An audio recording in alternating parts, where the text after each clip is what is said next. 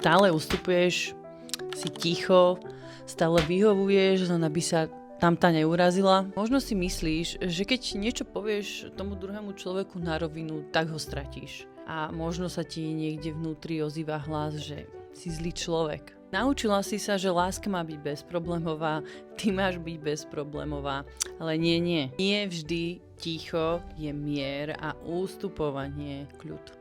Je to tvoj spôsob prežitia. Pozri sa, tvoje potreby sú legitímne, ty máš právo povedať nie, máš právo sa vyhraniť, máš právo povedať, že toto takto nechceš. Nie je to drzé, je to v poriadku a je to zdravé. Hranice sú totižto dvere, ktoré ovládaš ty.